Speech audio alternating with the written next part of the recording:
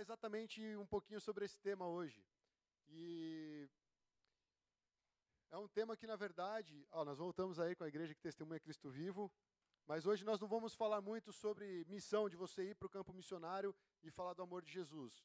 Nós vamos falar de uma outra maneira que você tem de testemunhar que você possui Cristo no seu coração. Nós vamos falar hoje sobre um tema onde mostra que Jesus realmente reina em nossas vidas. E nós vamos falar sobre finanças. Nós vamos falar sobre mordomia do reino. E aí talvez você fale assim, cara, quem cuida das minhas finanças sou eu. Você não tem que meter o dedo nisso. Mas na verdade não sou eu que quero botar o dedo nisso, é Jesus, amém? Jesus, eu estava vendo aqui, eu fiz um levantamento, tem um livro chamado O Seu Dinheiro, que foi divulgado pela Bless Editora, né? Eu acho que o nome do cara chama Howard Dayton, eu não conheço esse cara. Mas ele fala que na Bíblia tem mais de 2.300 versículos sobre dinheiro, bens e posses. 2.300 versículos. E a gente não sabe quantos estão no Antigo Testamento e quantos estão no Novo. Porque quando a gente vai falar sobre o Novo Testamento, muitas vezes é o próprio Jesus que está alertando o povo a respeito do dinheiro. Eu já conversei com muitos irmãos a respeito desse tema, e é um tema que é difícil, porque hoje em dia você tem aquela ideia de que se você é um cara humilde, se você é um cara pobre, você é um cara humilde, né, simples, e que Deus abençoe. Se você é um cara bem-sucedido, rico, isso é uma maldição, isso é pecado, mas na verdade não tem nada a ver. Eu lembro que uma vez, conversando com o Jair sobre esse tema, ele me falou uma frase que eu até anotei aqui, e como sempre, né, eu gosto de antecipar algumas coisas da mensagem, vou antecipar essa frase. Ele fala assim que não é pecado você ser rico, e também não há virtude em você ser pobre. Porque um pobre, ele pode não ter dinheiro e mesmo assim amar o dinheiro. E um rico pode ter muito dinheiro, mas não estar apegado a esse dinheiro. Então é um tema que a gente tem que ter uma cautela quando a gente vai abordar isso, né? E eu lembro que uma das primeiras experiências que eu tive dentro da igreja, quando eu estava querendo conhecer uma igreja, eu fui na Metodista lá em Diadema, e os caras estavam pregando sobre o balanço financeiro da igreja. Eu falei, nossa, eu ouvi a palavra de Deus, os caras estão falando do balanço financeiro da igreja. Mas, na verdade, isso faz parte completamente da vida espiritual do cristão. Pensa um cristão que fala que ama Jesus, que quer dedicar a vida para o reino de Deus, mas o cara é um mão de vaca. É um cara que não está nem preocupado com as pessoas que estão ao seu redor. Ou é um cara que ama tanto o dinheiro, como o jovem rico, que não conseguiu abrir mão disso para seguir o Senhor Jesus. Então, a ideia é fazer o seguinte, irmãos, olhar, de acordo com as Escrituras, o que o Jesus quer passar para a igreja. Não vou passar nenhum sistema de contabilidade, tem gente aqui que é muito mais competente que eu para falar dessa questão, mas biblicamente nós temos que aprofundar em algumas coisas que vão revelar se o nosso coração está ou não está no reino de Deus. Se o nosso coração realmente possui essa presença de Deus a ponto dele governar a nossa vida ou não. E aí eu queria lembrar, eu vou fazer o seguinte, só para situar vocês. Eu vou trabalhar em cima de uma parábola que Jesus trouxe lá em Lucas. E depois, os outros 2 pontos que estão aí no boletim, para quem é mais sistemático e gosta de anotar, vão ser tipo vai ser um encerramento daquilo que é a parábola. Eu não vou pegar ponto 1, pá, ponto 2, pá, e conclusão. Eu vou primeiro abordar toda essa parábola e agora fazendo uma introdução lá atrás em Gênesis. Porque assim que Deus criou o homem, ele deu uma função para o homem. Ele criou Adão e Adão não ficou lá na praia, curtindo a vida, tomando água de coco. Ele falou, você vai administrar a criação. Você é o responsável por estar nesse jardim e dar nome às plantas, às aves, aos bichos e tudo mais. E Deus se agradou em dar essa responsabilidade para o homem. Então esse núcleo, assim como a família, né, que Deus instituiu homem e mulher, como o próprio Maurivan falou na pregação passada, né, eles brincam, né, ideologia de Gênesis. Eu fiquei pensando, ideologia, será que esse é o termo certo? Não sei. Mas a questão é, homem criou macho e fêmea, homem e mulher, para constituir uma família. Então, em Gênesis, a gente encontra a raiz de todo o planejamento de Deus para o homem. Tudo que a gente precisa saber do que estava no coração de Deus na criação, a gente vai para Gênesis e a gente vai entender qual é o propósito de Deus. E, de repente, a gente vê que Deus coloca uma atribuição para o homem. Você vai ser mordomo. O que é mordomo? Para quem assistia Tio Patinhas, né, tinha o Leopoldo, que era o mordomo. Tinha aquela propaganda de papel higiênico, né, Alfredo. Aí, coitado dos Alfredos das gerações que vieram a seguir, porque todo mundo, Alfredo, traz papel higiênico, né? E ele virou mordomo. Mas a ideia do mordomo é alguém que não possui poder sobre os bens da casa, mas ele tem a responsabilidade de gerenciar e de distribuir conforme a necessidade daquela casa. Né? Então, esse é o mordomo. Então, quando Deus criou o homem, é como se ele falasse: homem, você vai ser o mordomo das coisas que eu criei. Tudo que eu criei está nas tuas mãos. Tudo que eu criei, eu coloquei diante de você para você gerenciar. Olha que responsabilidade. Quando Deus chama os homens para serem os cabeças das suas mulheres, da sua família, ele não fala assim: você vai mandar nelas.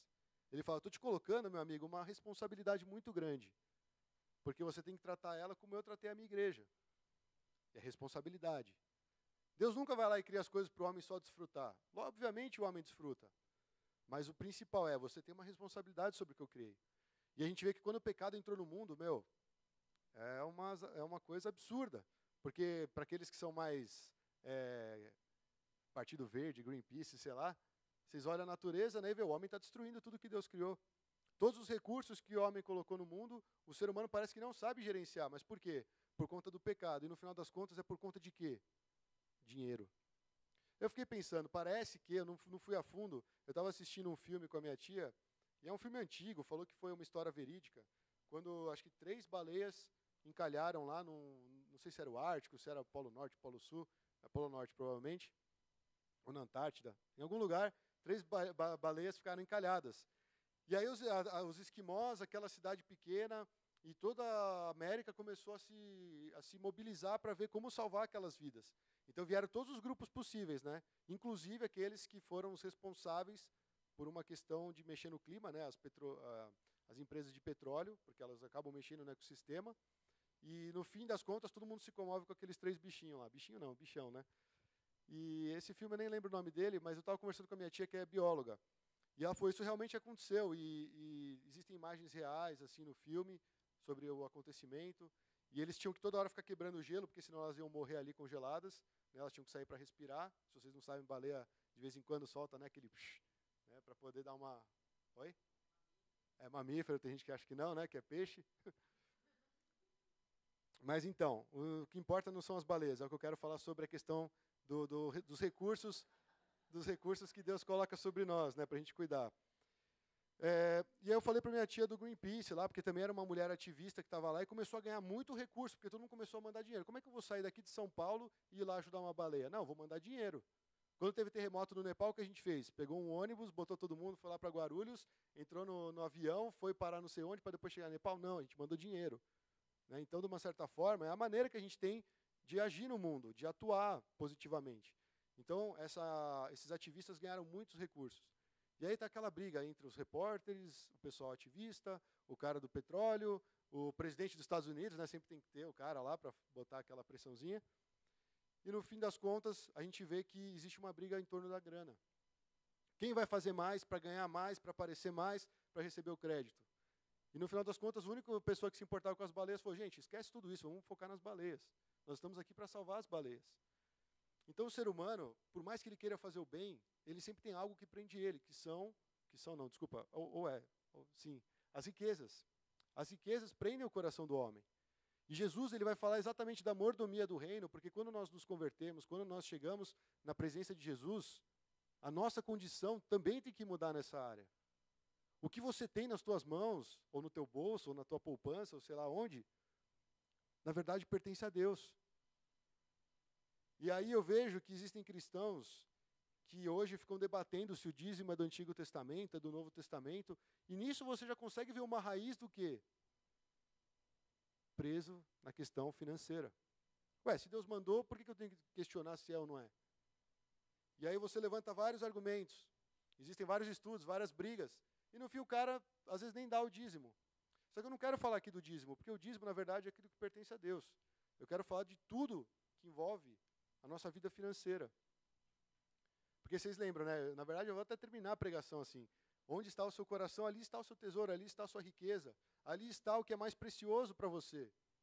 E se de repente o seu coração está nesse mundo, na construção de uma vida confortável, na busca eterna por segurança, que esse mundo, sinceramente, não oferece segurança nenhuma. Esses dias mesmo, né, o Yama lá, levaram 2 rodas do carro do Yama. Ele parou lá, a gente foi fazer o culto familiar, de repente, quando voltou, não tinha 2 rodas. Por quê? Porque a roda só é bonita? Não, porque o cara quer ganhar dinheiro com aquilo. Então o cara prejudica uma pessoa para ter um benefício. E nós vamos ver que Jesus, quando ele está falando de dinheiro, ele não está preocupado se você é rico ou se você é pobre. Existem alertas, ó, se você é rico, fique esperto para que isso não domine o seu coração. Ó, tá vendo os pobres? Ajudem os pobres. Parece que Lucas, várias abordagens que ele faz, toda a retratação do caminho de Jesus por Jerusalém, ele mostra um viés de preocupação com o pobre e com o necessitado. E se o cristão ele simplesmente ignora isso, talvez a gente não esteja agindo como bons mordomos do reino de Deus. Então a gente começou lá em Gênesis para falar que Deus colocou essa função de administrar a criação de Deus. E quando a gente chega hoje no cristão moderno, o que acontece com a gente? A gente tem um anseio pela salvação. Quem aqui não quer ser salvo? Quem aqui não quer chegar no final da vida e ver Jesus com os braços abertos e falar, oh, entra aqui no meu descanso, meu filho amado, depois que você lutou tanto nessa vida e tal. Todo mundo quer isso. Mas a gente esquece uma coisa, que a salvação, ela envolve o senhorio de Cristo. A gente não fala, ele é o meu Senhor e meu Salvador. As coisas não se separam, irmãos. Jesus, para ser Salvador, ele necessariamente tem que ser o Senhor da nossa vida. Porque se ele não é o Senhor, ele ainda não nos salvou. Não nos salvou de quem nós somos, não nos salvou do pecado. Não nos salvou nem desse mundo de trevas. Então, para nós sermos salvos, nós precisamos entender que também Jesus precisa reinar no nosso coração.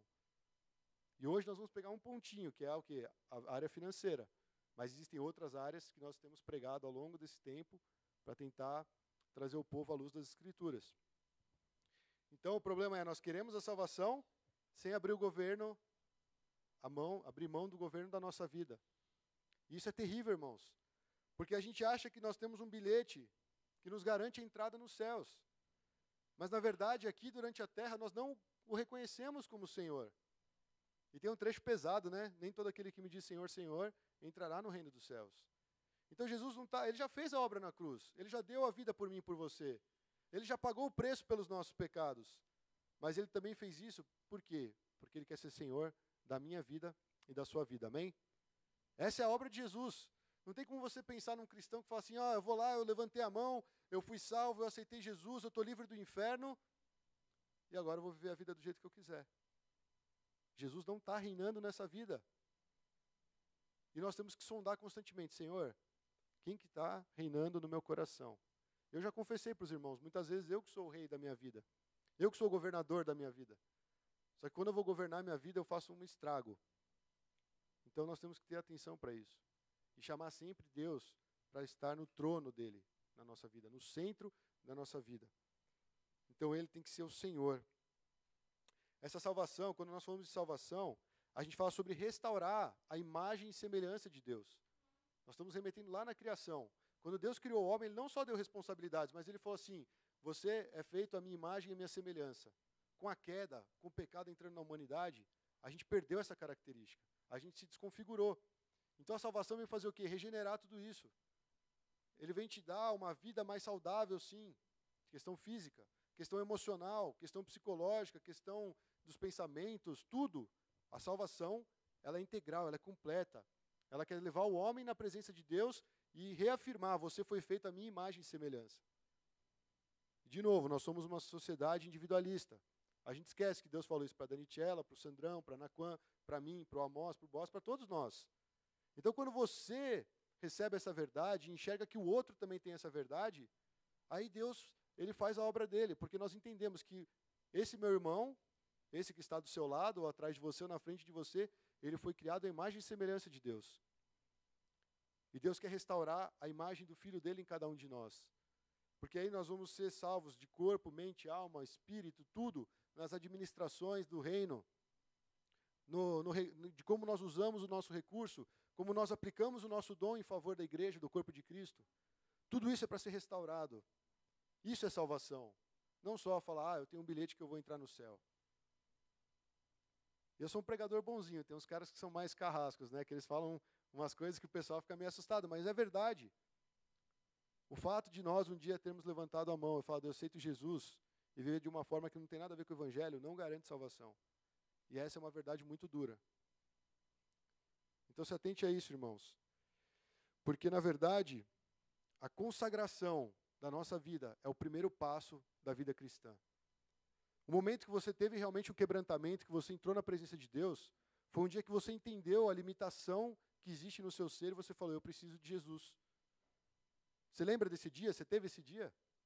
Eu me lembro, cara, quando eu estava buscando Jesus no começo, eu falei, eu não presto, cara, porque eu entendo o que tem dentro do meu coração. E eu preciso de alguém para me salvar disso. Quem é esse alguém?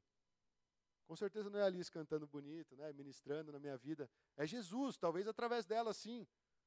Mas é Jesus que veio e me resgatou dessa vida. Então toda a honra e toda a glória é para Cristo.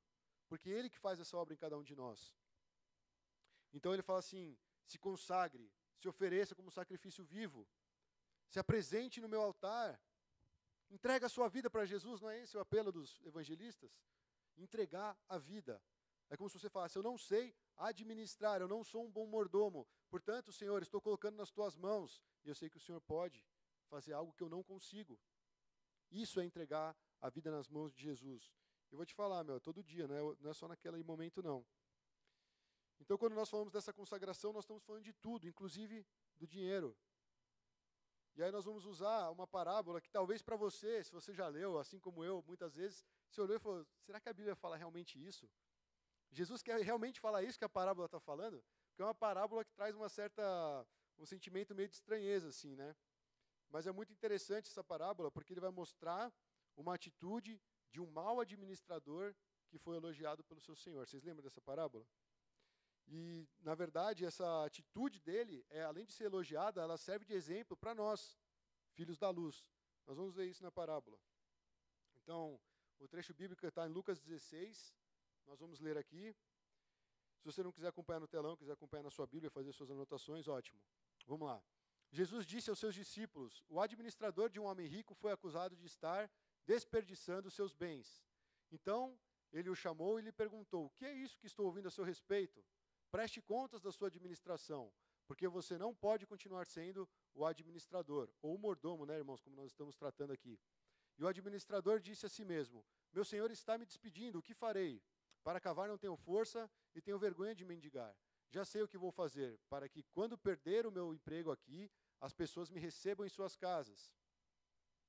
Então chamou cada um dos devedores do seu senhor e perguntou ao primeiro, quanto você deve ao meu senhor? 100 potes de azeite. E respondeu ele. E o administrador lhe disse, tome a sua conta, sente-se depressa e escreve 50. Ou seja, metade, né? Se você tivesse uma dívida de 100 e está pagando 50, ótimo, né? Quem não quer um cara desse aí? A seguir ele perguntou ao segundo, e você, quanto deve? 100 tonéis de trigo, respondeu ele. E ele lhe disse, toma a sua conta e escreve 80. E o Senhor elogiou o administrador desonesto, porque agiu astutamente. Pois os filhos deste mundo são mais astutos no trato entre si do que os filhos da luz. E por isso eu lhes digo, usem a riqueza deste mundo ímpio, para ganhar amigos de forma que, quando ela acabar, estes os recebam nas moradas eternas. Opa! Quem é fiel no pouco, também é fiel no muito. E quem é desonesto no pouco, também é desonesto no muito. E assim, se vocês não forem dignos de confiança em lidar com as riquezas deste mundo ímpio, quem lhes confiará as verdadeiras riquezas? E se vocês não forem dignos de confiança em relação ao que é dos outros, quem lhes dará o que é de vocês? Nenhum servo pode servir a dois senhores, pois odiará um e amará o outro, ou se dedicará a um e desprezará o outro. Vocês não podem servir a Deus e ao dinheiro. E os fariseus, que amavam o dinheiro, ouviam tudo isso e zombavam de Jesus. E ele lhes disse, vocês são os que justificam a si mesmos, aos olhos dos homens, mas Deus conhece o coração de vocês. Aquilo que tem muito valor entre os homens é detestável aos olhos de Deus. Amém? Primeira coisa dessa parábola, irmãos. Jesus está falando para quem? Para a multidão? Ele chama os discípulos. Fala, discípulos, eu vou contar para vocês uma história. E essa história é a respeito de um homem que estava esbanjando os bens do seu senhor. Ele ficou sabendo disso e foi lá assim, você não pode mais continuar nesse cargo. Está demitido, é o Justus, né? Nesse nosso negócio você está demitido. E essa administração veio à falência, por quê? Porque ele foi acusado de usar mal os recursos do seu senhor. O estranho, irmãos, é porque ele, depois que ele tomou toda aquela atitude, nós vamos ver isso ao longo da parábola, é como se você olhasse assim, a primeiro momento que você lê, você fala assim, peraí, Jesus está elogiando uma atitude estranha de um cara infiel que desperdiçou os bens? Sim. Isso é muito estranho, não sei se vocês acham estranho, eu acho estranho. Mas nós vamos tentar aprofundar um pouquinho aqui e ver. Outra coisa que ele fala, além dele falar para os seus discípulos, ele fala o seguinte: preste contas da sua administração. Por que eu vou pegar esse ponto hoje? Porque Jesus um dia vai chegar para a gente e fala: preste contas da sua administração. E aqui nós temos que parar agora e refletir como eu tenho administrado o meu tempo. Time is money, né? Como nós temos administrado o nosso tempo? Como nós temos administrado os nossos recursos? Como nós temos administrado os nossos dons que Deus derramou sobre nós? Isso são perguntas que nós temos que fazer, irmãos. Por quê? Porque um dia Deus vai chegar para nós e vai falar assim, ó, preste contas da sua administração. E esse cara, vocês já ouviram falar da lei de Gerson? Acho que são os mais velhos aqui, né? O brasileiro, na verdade, ele é meio conhecido com esse negócio da lei de Gerson. O Sandrão sabe explicar a lei de Gerson? Não sabe explicar a lei de Gerson? No Rio não tem isso, né? É outro nome? É do Gerson. A lei de Gerson, cara, é o seguinte. Você obtém vantagens. Para você obter algo, você quer ter a vantagem, né, o jeitinho brasileiro, você faz algo que não importa o resultado disso, não importa se vai prejudicar alguém. É a lei do Gerson. Por exemplo, você vê ali, tem, sei lá, um café da manhã para cada um aqui, uma porção de pão e um café com leite para cada um. Aí você olha assim, você vê que está sobrando uns 3, fala, eu tenho minha família, né? Você pega e... Ou então aqui na nossa janta, né? Camarão, nossa. Aí os caras que estão dando aula da EBD, os professores do Ministério Infantil, aqueles que estão ralando mesmo na obra, chegam, cadê os camarão? Já foram, né? Por quê? Os camarões. As pessoas falam, opa, tem camarão hoje, eu vou pegar porque eu quero comer bastante. O primeiro pega um monte, o segundo pega mais um monte, o terceiro pega mais um monte, no fim só tem aquelas casquinhas fritas, né? E o rabinho do camarão para você sentir o gosto, para falar que tinha camarão na igreja. A lei de Gerson é isso, irmãos. É a gente querer ser o espertão. É a gente querer usar meios que não são legais, não são lícitos, para obter algo que é vantajoso para nós. E por que eu estou falando que esse administrador fez isso? Ele pensou assim, cara, eu não tenho força para cavar. A vida inteira eu estou trabalhando na casa desse senhor. E ele é muito rico. E não sei se vocês perceberam, quando ele chega para os devedores e fala, ó, risca a sua dívida, na verdade ele tinha uma margem de lucro ali. Por exemplo, a Amós está me devendo 100, mas na verdade ele está devendo 50. Eu, como administrador, eu como mordomo, virei, Amós, você está devendo 100. Esses são os juros, cara, paciência. É isso que ele fazia. E assim o que o seu senhor observou isso, ele repreendeu, ele falou, você não vai mais trabalhar para mim. Ele estava ganhando em cima do seu senhor. Ele estava tirando vantagem daqueles que deviam para o seu senhor. Sabe quem fazia isso? O Zaqueu. Como o Zaqueu, né? O Zaqueu fazia isso. Tanto é que ele falou, ó, eu vou restituir 4 vezes mais de quem eu roubei.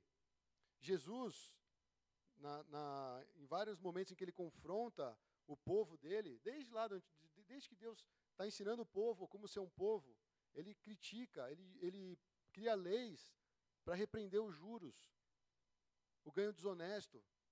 Fala assim, ó, se você tem, eu estava lendo esses dias Levítico, né? Nem todo mundo gosta, mas fala assim, ó, se você tem um boi e de repente o seu vizinho matou esse boi, ele tem que restituir exatamente o preço do boi. Em alguns momentos, ele fala assim, você não pode cobrar juros do seu próximo, você não pode cobrar algo que é excedente, porque Deus vê essa injustiça. E o nosso mundo que mais tem é isso, irmãos. Você vê como é pesado essa questão das finanças? Às vezes a gente acha que a gente está fazendo a melhor coisa do mundo. Ah, Deus, eu estou me virando aqui, estou sobrevivendo, eu estou aqui fazendo o que eu posso, e o mercado é assim mesmo, o mundo é assim. Não. Ele está ensinando a gente que existem meios de viver que agrade o Senhor. Esse cara, quem era o dono do coração dele, eram as riquezas.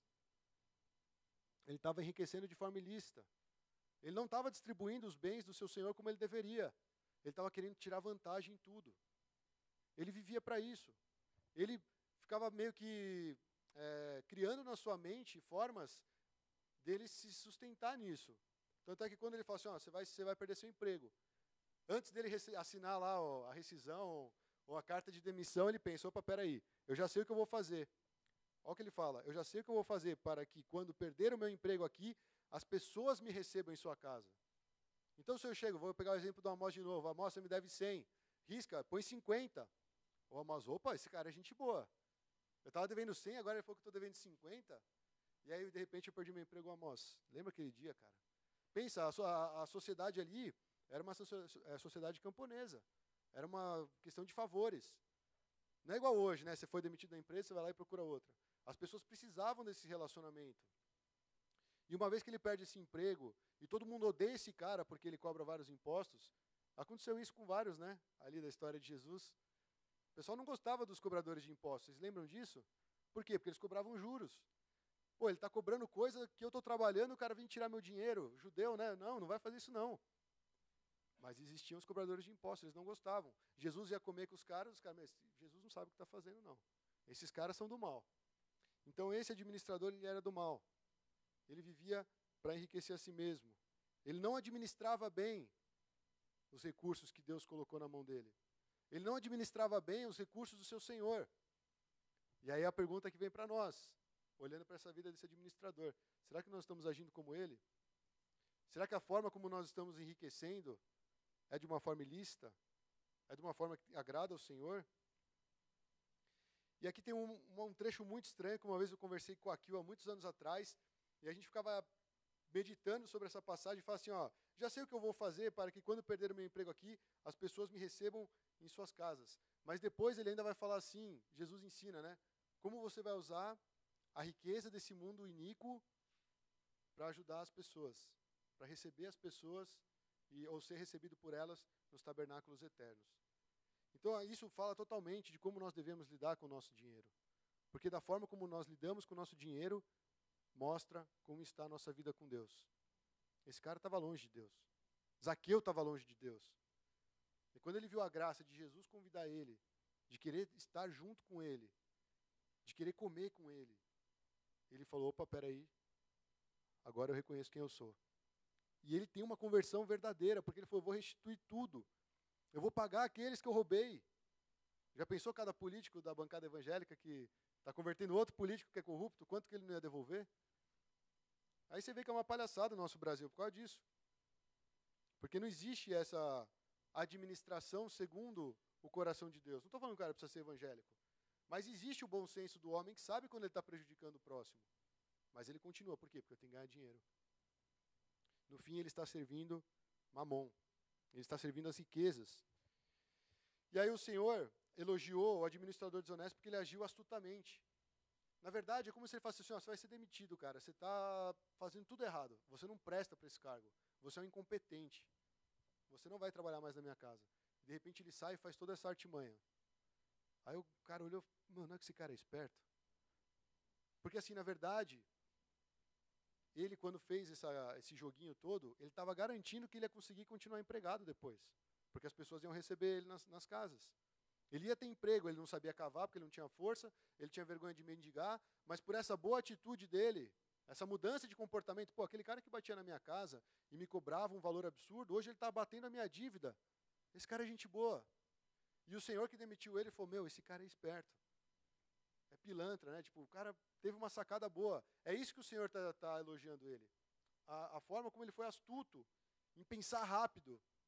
Quando a gente vai ganhar dinheiro, quando a gente quer produzir aqui nessa terra, a gente tem um pensamento muito rápido. Agora, para fazer as coisas de Deus, nós somos lerdos. Nós parecemos aleijados. Não é verdade? Se nós promovemos um evento, cara, a gente dá o sangue, a gente não dorme a madrugada inteira. Agora, para o Senhor, Deus sabe. Estou cansado. E assim a gente vai vivendo a vida cristã. Tem um trecho que o Lutero escreveu que eu achei muito interessante. Ele falou, nós vemos como os filhos da luz, os cristãos verdadeiros, são preguiçosos, desinteressados e poucos diligentes nas causas de Deus. E por isso, Cristo conclui com razão, dizendo que os filhos do mundo são bem mais dedicados e inteligentes em seus assuntos do que seus próprios filhos. Para a gente ganhar dinheiro nesse mundo, para a gente subir na nossa carreira, a gente está com a mente a mil. Não é verdade isso, irmãos? Não confronta a nossa vida? Se não confronta a sua, não sei que eu posso pregar mais sobre isso. Mas Jesus, ele está falando, gente, está vendo esse exemplo que eu estou dando? Os filhos das trevas são mais astutos que os filhos da luz. Eles são mais espertos, eles são mais ágeis. Eles, sabendo que eles servem ao Senhor deles, Mamon, as riquezas, Eles pensam todas as possibilidades para conseguir ganhar mais. Mas os meus filhos, os filhos da luz, eles parecem que ficam só olhando. E a vida vai passando. E não tem essa esperteza, não tem essa mesma presteza, essa mesma agilidade. Foi por isso que ele recebeu esse elogio. Não podemos interpretar esse elogio como se Jesus estivesse elogiando uma forma injusta de ganhar em cima das pessoas. O que foi elogiado foi uma mudança no comportamento desse cara, uma vez que ele viu assim, opa, estou frito. Então o pecador é a mesma coisa, ó, eu sei que se eu continuar com essa vida, eu estou longe de Deus, eu corro o risco de ir para o inferno. Deixa eu mudar meu comportamento. Deixa eu mudar, tudo que eu fazia eu não vou fazer mais. Eu vou fazer o que é certo. Não que as nossas obras vão nos salvar. Mas você tem uma mudança de atitude. E Cristo, crendo em Cristo, você transforma a sua vida.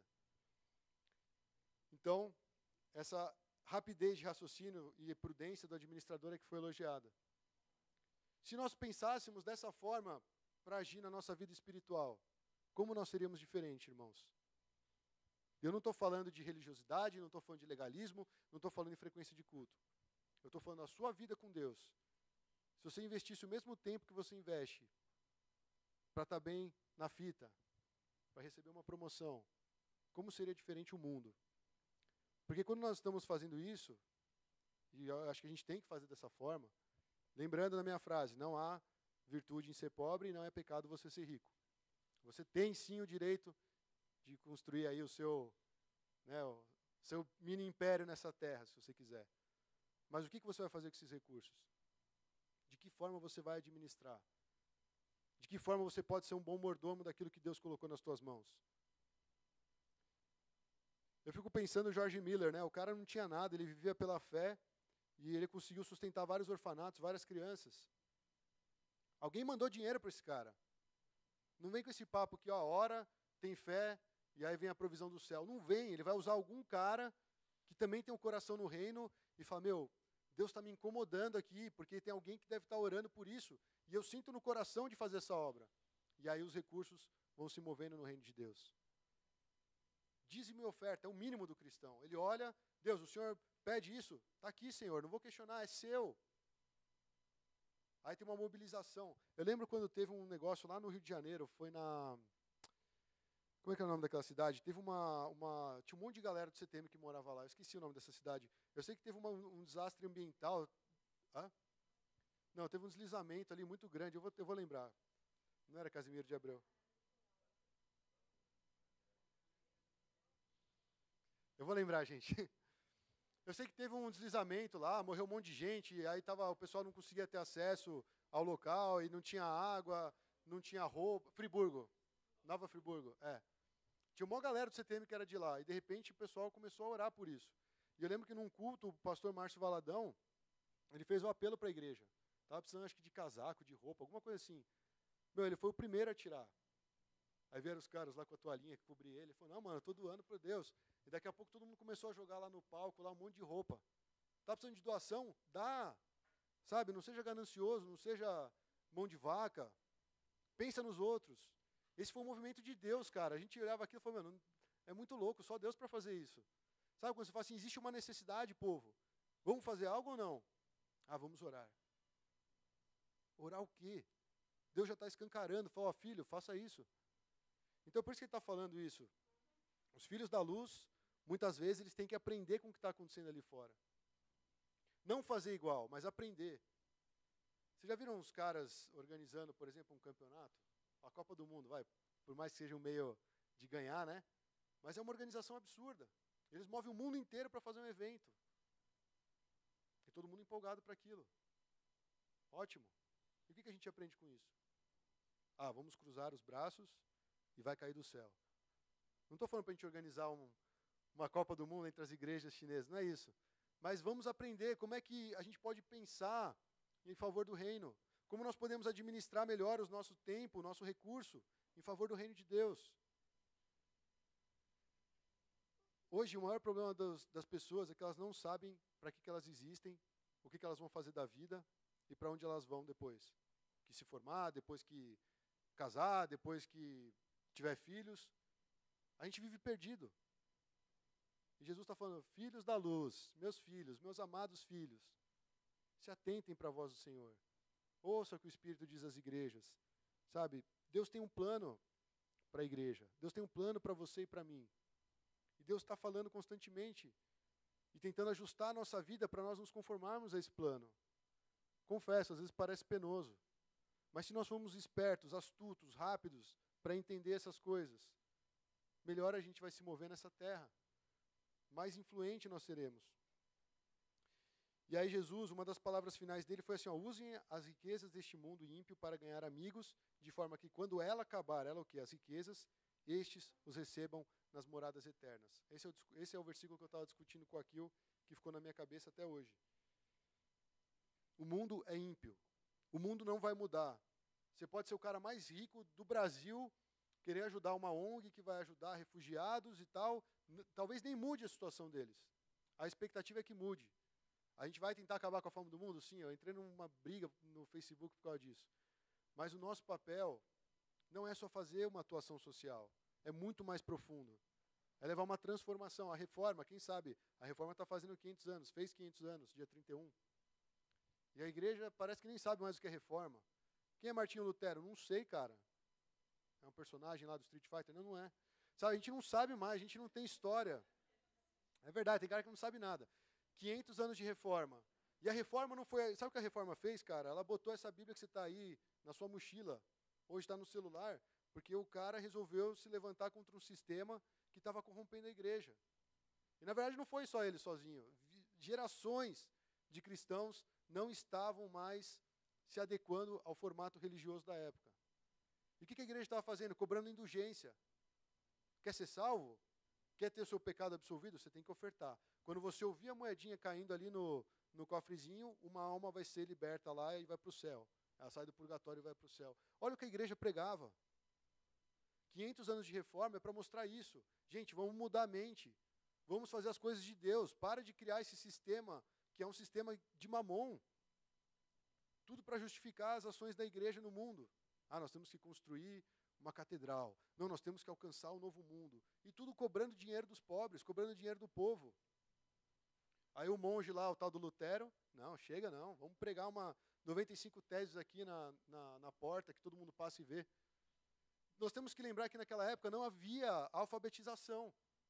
A partir do momento que ele traduz a Bíblia do latim, de todas as línguas antigas, ele traduz para um alemão, que é o alemão que o povo fala. De repente todo mundo tem acesso à palavra de Deus. Hoje a gente despreza a palavra de Deus. Mas muita gente morreu para que tivesse esse livrinho de capa preta ou, sei lá, esse aplicativo no teu celular. Pessoas deram a vida para a palavra de Deus chegar a cada um de nós. E isso trouxe uma mudança na sociedade. Porque as pessoas começaram a falar, cara, essa é a vontade de Deus. E o evangelho foi pregado por todo mundo. E as estruturas sociais mudaram. E os hospitais começaram a se preocupar de uma outra forma. Começaram a surgir estruturas que hoje nós temos aí e que a gente acha que não tem nada a ver com o cristianismo. Hoje o pessoal do mundo olha e fala, o cristão é um cara analfabeto, é um cara simples, é um cara que não tem ambição. Esfrega para ele a reforma, na cara dele. Fala, foi isso que os cristãos fizeram. Porque eles promoveram uma mudança no mundo. Não ficaram só enchendo as pessoas com teologia na cabeça. A igreja ela foi ativa em todos os setores da sociedade. Se preocuparam com o pobre, se preocuparam com o doente, se preocuparam com as viúvas, com os órfãos, com o ensino nas escolas. E assim foi. Pega essas grandes escolas aí que você vê que está no top 100 do mundo. Não sei quantos por cento, mas muitas delas são cristãs. Origem cristã. Mackenzie aqui, presbiteriano. Sabe? Então a gente acha que o cristianismo é ridículo. Nós, como cristãos, nós olhamos para o cristianismo como se ele fosse medíocre. A gente perdeu a noção do que é a obra de Deus. E é por isso que nós estamos falando de administrar bem as nossas coisas. E aí ele fala, use a riqueza deste mundo ímpio. Esse mundo é ímpio, esse mundo não tem nada que presta. Esse mundo vai passar. Esse mundo ele é corrupto. E ele vai corromper o nosso coração se nós não colocarmos o Senhor como o Senhor da nossa vida.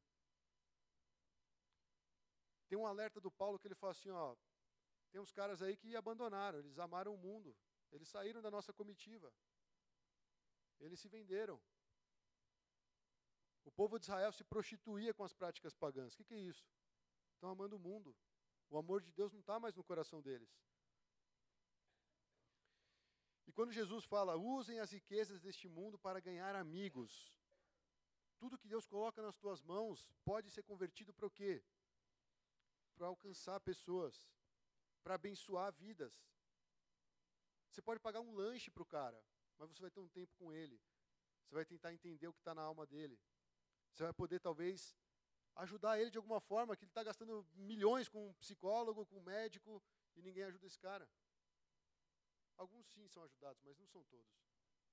E como eu disse na pregação passada, o nosso mundo está ficando cada vez pior. Se a igreja não for igreja, cara, não tem o que fazer. Porque existe um papel da igreja, irmãos. Nós, como igreja, nós temos um papel, nós temos uma responsabilidade. Nós somos mordomos de Deus nesse mundo.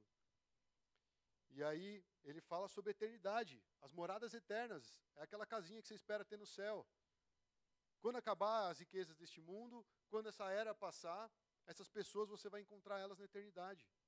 Ele está falando de salvação. Use a sua riqueza, use o seu tempo, os seus recursos para isso. Para alcançar pessoas, para ganhar amigos, para que eles nos recebam nas moradas eternas. E aí ele fala, quem é fiel no pouco também é fiel no muito. A questão aqui não é muito ou pouco, a questão é a fidelidade, é ser confiável. Então Jesus está falando muito sério aqui, ele está falando, discípulos, se vocês são fiéis nas mínimas coisas, vocês também vão ser fiéis nas grandes coisas. Se você é desonesto nas pequenas coisas, você também vai ser desonesto nas muitas coisas.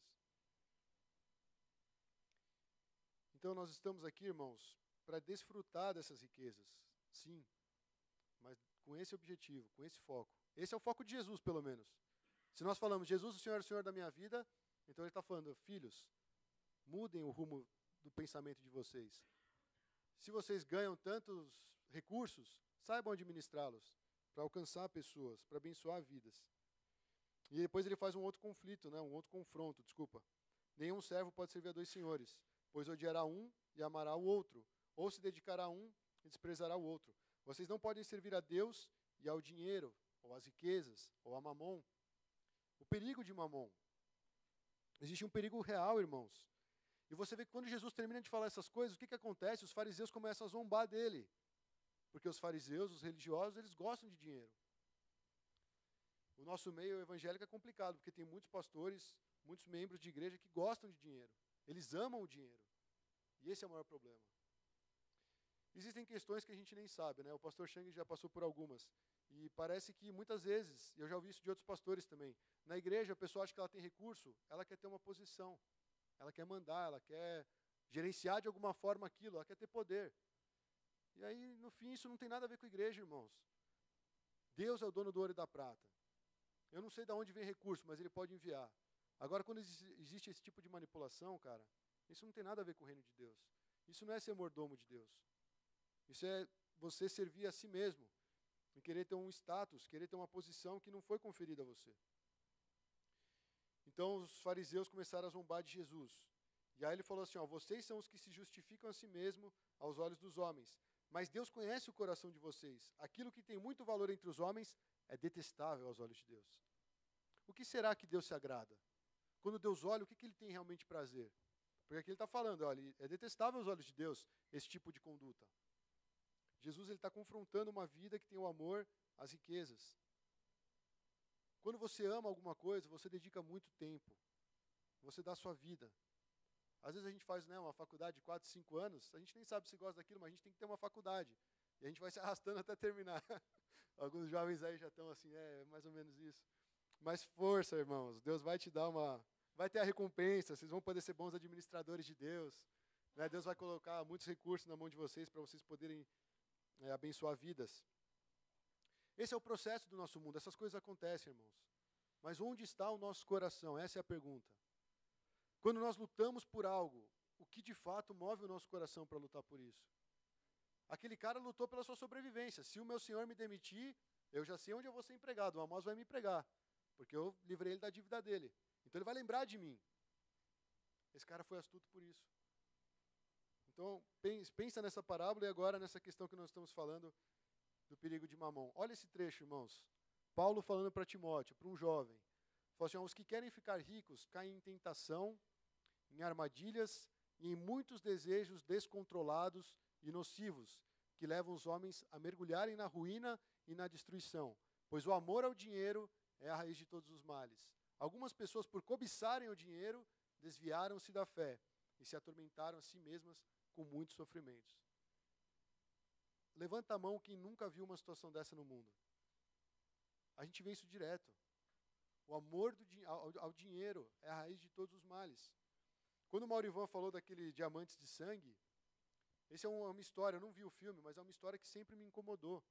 Eu falei, por causa de uma porcaria de uma pedra que vai ficar no pescoço de uma mulher, ou sei lá, hoje em dia, né, até de um cara, mataram tantas vidas. E não precisa ir muito longe, o Brasil ele é rico em recursos naturais. Pessoas perdem as vidas por causa de uma pepita de ouro. É uma vida, uma vida. Alguém que foi feito à imagem e semelhança de Deus, que a ele também foi dada uma responsabilidade de gerenciar os recursos do Senhor, e ele trabalha de uma condição escrava e ainda é morto. Por causa de uma porcaria que vale sei lá quanto e amanhã talvez não valha nada. Ou dobre o valor dessa coisa. Entende? A igreja tem que pensar dessa forma também. Senão você vai ficar, vou ganhar meu salarinho do mês, vou viver esse mês, aí no próximo eu sou promovido, aí eu vou ganhar um pouquinho mais. E a gente vive essa vida, desculpa, medíocre. Porque não é a quantidade dos seus bens que vai determinar onde você vai, mas é o que está regendo o teu coração. É isso que vai te mover para obedecer ou não à voz de Deus. Os recursos vêm. Deus pode te dar muito, você pode ser um cara trilionário, mas se você tiver o amor ao dinheiro no seu coração, olha o que a Bíblia fala, cai em tentação, você cai em armadilhas. Eu conheço muita gente rica que está machucada porque não tem amigo. Todos que se aproximam desses caras só querem usufruir do que eles têm. E eu conheço um monte de cara que é um monte de pé rapado, que olha para esse cara e quer ser esse cara. O mundo é louco. Não tem lógica nenhuma. Se a fé não tem lógica, você crê num Deus que criou tudo, você crê num cara que morreu na cruz para remir os seus pecados. Se isso não tem lógica nenhuma, desculpa, isso também não tem lógica nenhuma. Você acordar para ganhar mais dinheiro e vai dormir e acorda para ganhar mais dinheiro, tem lógica isso?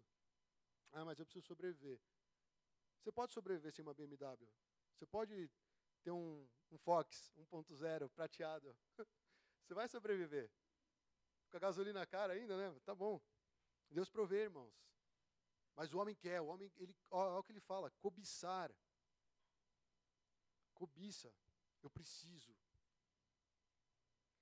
Cara, do que nós realmente precisamos nessa tarde?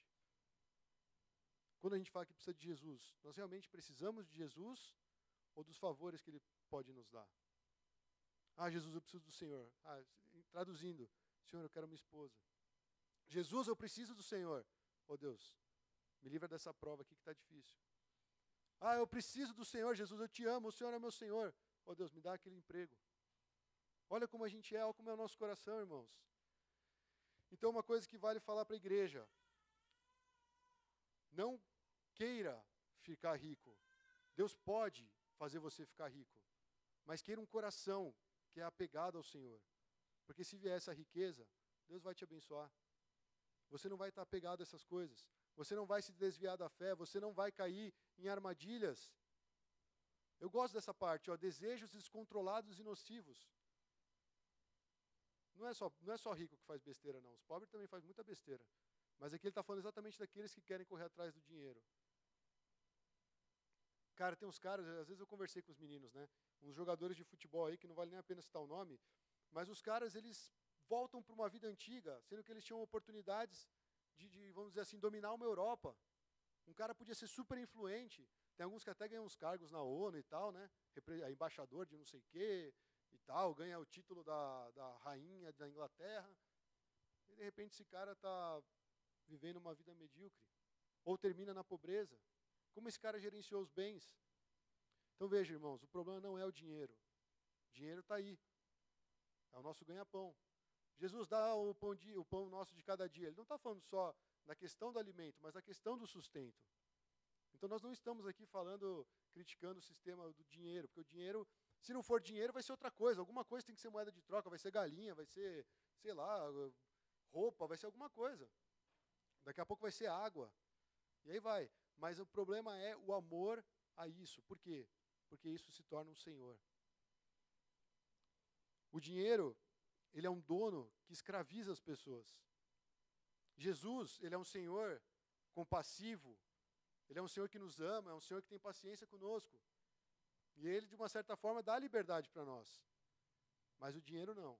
O dinheiro ele escraviza. O dinheiro ele acorrenta aquele que o ama. E é por isso que essa relação com as riquezas, ela é considerada uma relação de coração e de amor. E por isso que Jesus falou, você não pode servir a Deus e às riquezas. Porque existe um conflito. É incoerente. Temos que aprender a usar os recursos ou não, irmãos? Deus está falando com você alguma coisa? Por favor, dá um feedback. Porque isso confronta muito a nossa realidade. De fato, se nós soubéssemos gerenciar melhor os nossos recursos, talvez a desigualdade social do nosso país não seria tão ridícula. Talvez não iriam existir grupos militando por isso. Não sei. Talvez continuaria a desigualdade, mas nós, como cristãos, nós faríamos o possível para diminuir isso para aquele que está do nosso lado. É algo que a gente tem que mudar. Eu queria ler uma voz profética do Tiago. O livro de Tiago, eu estava lendo sobre riquezas, e Tiago 5:1-5, ele para mim é uma palavra profética. E a gente tem que receber isso com humildade, irmãos. Tiago fala o seguinte, em Tiago 5:1-5. Ouçam agora vocês ricos, chorem e lamente-se, tendo em vista a desgraça que virá sobre vocês. A riqueza de vocês apodreceu, e as traças corroeram as suas roupas. O ouro e a prata de vocês enferrujaram, e a ferrugem deles testemunhará contra vocês, e como fogo devorará a sua carne. Vocês acumularam bens nesses últimos dias. Vejam, o salário dos trabalhadores que ceifaram os seus campos e que vocês retiveram com fraude está clamando contra vocês. O lamento do ceifeiro chegou aos ouvidos do Senhor dos Exércitos. Vocês viveram luxuosamente na terra, desfrutando prazeres, e fartaram-se de comida em dia de abate. O cara que é rico e não sabe colocar o coração no Senhor, ele está encontrando essa encrenca no final dos tempos. Porque um dia, tudo aquilo que ele deveria gerenciar para o reino, e está gerenciando para si próprio, vai subir como um clamor diante de Deus. E que Deus tenha misericórdia. Porque o julgamento é pesado. Porque Deus é um Deus que ele julga a causa dos órfãos, das viúvas, dos pobres. Jesus ele veio, ele não ficou escolhendo quem ele ia curar ou não. Era desde o rico até o pobre. Mas aqui a palavra de Deus é muito clara. E eu quero transferir isso para nós, porque quando se fala rico, você fala assim, eu não estou nessa classe, né? Eu não sou tão rico assim. Uma vez eu vi um cara, diretor de uma empresa, falando assim, os ricos do Brasil. Eu olhei para ele, peraí, como assim os ricos do país? Você tem 4 carros na sua casa, você tem casa lá na Baleia. Se você não é um rico do país, o que você é então? Eu sou um mendigo na tua frente. Aquele cara é um dos caras ricos, ele acha que ele não é rico, porque tem alguém que tem mais que ele. Então, nós temos que nos colocar nessa situação. Se você for para o sertão, você vai falar, caramba, eu sou rico pra caramba. Você vai ter até vergonha de reclamar do que você come.